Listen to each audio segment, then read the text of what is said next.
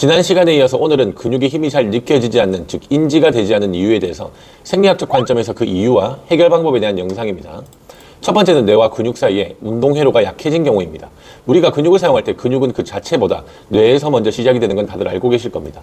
대뇌 피질에서 만들어진 운동 명령은 척수를 거쳐 말초신경을 따라 근육으로 전달되는데, 만약 특정 부위에 힘이 잘 들어오지 않는 경우라면 뇌가 그 부위를 정확하게 제어하지 못한다는 얘기가 되겠죠. 물론 제어하지 못하는 데에는 이유가 있습니다. 그리고 그 이유를 알고 있어야 합니다. 당연히 오랫동안 사용되지 않았을 경우가 많을 겁니다. 일상생활에서나 운동을 할 때, 즉 그 부위를 써야 할 때에도 보상 패턴으로 인해 다른 근육이 그 움직임을 계속해서 대신 작용되고 있었을 겁니다.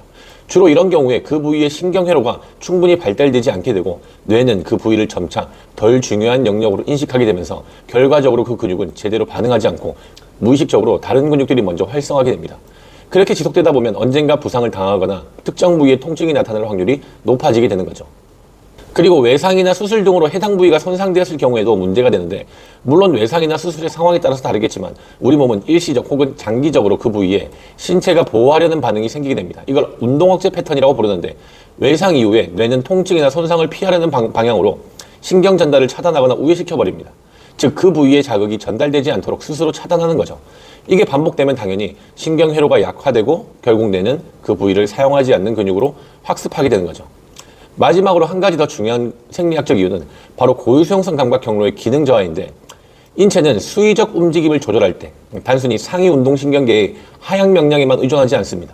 근육건, 관절에 위치한 고유감각 수용기로부터 지속적인 상향성 감각 피드백을 통해 움직임의 정확성과 안전성을 실시간으로 조율합니다. 하지만 이 고유감각 피드백 루트가 약화되면 뇌는 해당 부위의 위치, 움직임, 속도, 장력 이런 정보들을 정확히 감지하지 못하게 되고, 이는 곧 수의적인 근육 수축의 질 저하로 이어집니다. 즉 움직임은 발생하지만 뇌가 그 움직임을 인지하지 못하는 현상이라고 할 수 있죠. 다시 말해 감각 운동 통합의 실패가 발생하게 된다는 겁니다. 결론적으로 특정 부위에 힘이 들어오지 않는 경우는 단순히 근력 부족으로만 해석하고 그 부위를 강화하려는 접근도 의미는 있겠지만, 그보다 더 중요한 건 그 부위에 대한 뇌와 신경계의 인식과 연결이 단절되어 있을 가능성을 함께 고려해야 된다는 겁니다. 즉 기능 저하의 본질은 근육이 아니라 그 근육을 망각한 신경회로일 수 있기 때문에, 이때는 단순한 근력 강화보다 신경 재활성화와 감각 피드백 훈련이 함께 병행되어야 한다는 겁니다. 여기까지 세 가지 원인을 설명드렸는데, 이 세 가지는 결국 뇌와 근육 사이에 연결회로 또는 감각 피드백, 그리고 수의적 제어 능력의 단절이라는 공통점을 가지고 있습니다. 이러한 이유 때문에 개별적으로 분리하기보다는 통합적으로 다뤄서 제가 설명해 드리겠습니다. 첫 번째는 조절 능력 개선을 위한 인지운동 통합훈련입니다. 단순히 반복해서 움직이는 것이 아니라 의식적으로 그 근육을 사용하고 있다는 자각을 수반한 움직임 훈련이 우선되어야 됩니다. 힘을 주는 위치, 타이밍 또는 강도 이런 것을 뇌에 학습시키는 과정인데, 예를 들어서 대둔근을 타겟으로 진행한다면 브릿지라는 동작에서 양손을 엉덩이에 직접 댄 상태로 둔부의 수축 여부를 촉각적으로 인식합니다. 엉덩이를 천천히 들어올리면서 엉덩이에 힘이 들어가는지 집중하시고 천천히 진행하시면 됩니다.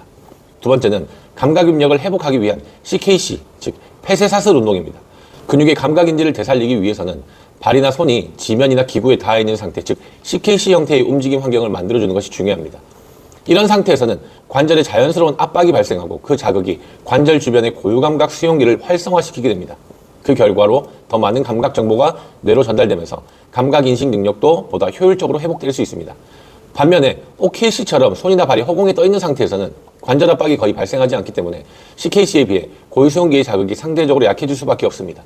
즉 뇌로 가는 감각 자극의 양과 질을 고려했을 때는 CKC 운동이 근육을 다시 인식시키는 데 훨씬 유리한 환경이라는 거죠. 마지막 세 번째는 신경계 감각 민감도를 향상시키기 위한 훈련입니다. 이는 뇌가 해당 부위를 실제로 사용되고 있다는 감각 정보를 보다 민감하게 받아들일 수 있도록 의도적인 감각 자극을 부여하는 방식입니다. 예를 들어서 데드버그라는 동작을 진행할 때 이런 식으로 손으로 가볍게 툭툭 쳐주시면 됩니다. 한발서기 운동에서도 마찬가지 이런 식으로 다양한 자극을 주시면 됩니다. 짐볼 위에 다리를 올린 상태에서도 마찬가지 이런 식으로 짐볼을 가볍게 툭툭 치면서 자극을 주면 되는데, 이렇게 가벼운 외부 자극을 가해서 중심을 교란시켜 주시면 됩니다. 이러한 예상하지 못한 감각 자극은 뇌가 해당 부위의 자세, 장력, 위치 정보를 더욱 정밀하게 모니터링하도록 만들며 실시간으로 신체를 안정화하기 위한 조절 전략을 활성화시키게 됩니다. 결과적으로 감각 운동 통합회로의 반응성을 끌어올리고 잊혀졌던 신경회로의 재활성화와 감각 민감도 회복에 매우 효과적인 접근이 되는 거죠. 예측할 수 없는 자극들이 단순한 동작 반복보다 훨씬 더 신경계의 반응성과 감각 통합 능력을 끌어올리는 데 효과적입니다. 결론적으로 중요한 건 단순히 많이 움직이는 것이 아니라 정확히 느끼고 조절하며 뇌와 연결된 상태로 움직이는 것이 중요합니다. 오늘 영상은 여기까지 하고 마무리하겠습니다.